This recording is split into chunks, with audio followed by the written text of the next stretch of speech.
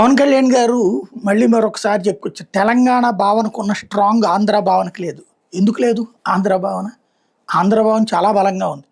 ప్రపంచంలో ఎక్కడికెళ్ళినా నేను ఆంధ్రోడిని అని ఫీల్ అవుతాడు. గర్వంగానే ఫీల్ అవుతాడు. కానీ ఆంధ్ర బాగుపడడానికి మనం ఆంధ్ర రావాలని కోరుకోవట్లేదు. ఎందుకని? ఫస్ట్ పవన్ కళ్యాణ్ గారు పదే పదే ఆంధ్రాను విమర్శించే ముందు ఆలోచించుకోవాల్సి ఉంది.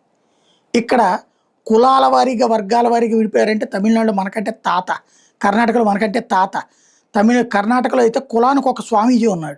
తమిళనాడులో అయితే గనక కులానికి ఒక రాజకీయ పార్టీ ఉంది. వాటితో పోల్చుకుంటే మనం 1000 రెట్లు బెటర్. ఇక్కడ కమ్మ సామాజిక వర్గం, రెడ్డి సామాజిక వర్గం అని చెప్పి రోడ్లెక్కేం కొట్టుకోవట్లేదు. కాపు సామాజిక వర్గం, బీసీ, ఎస్సీ, ఎస్టీ అని రోడ్లకి కొట్టుకోవట్లేదు. అది ప్రతి చోట ఉంటుంది దేశం అంతా. సమస్య ఎక్కడొచ్చిందంటే ఉద్యోగము, ఉపాధి ఎక్కడుంటే అక్కడ కులాలు, మతాలు పక్కకు పోతాయి.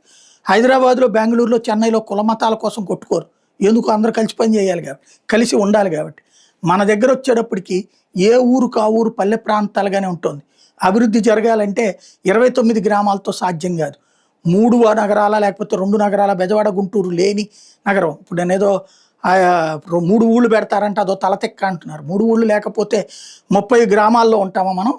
హైదరాబాదు, సికింద్రాబాదు, రంగారెడ్డి, మెదక్ 4 కలిపితే హైదరాబాద్. అలాగే చెన్నై ఆ చివరి నుండి ఈ చివరి దాకా 100 కిలోమీటర్ల పొడవు ఉంది. అలాగే బెంగళూరు 100 కిలోమీటర్ల పొడవు ఉంది. మనం 29 గ్రామాల్లో 10 కిలోమీటర్లలో రాష్ట్రం అద్భుతంగా జరిగిపోతుంది, 1 కోటి మంది ఉద్యోగాలు వస్తారనుకుంటే అపరిపక్వత అవుతుంది. ఆలోచించుకోవాల్సి ఉంది.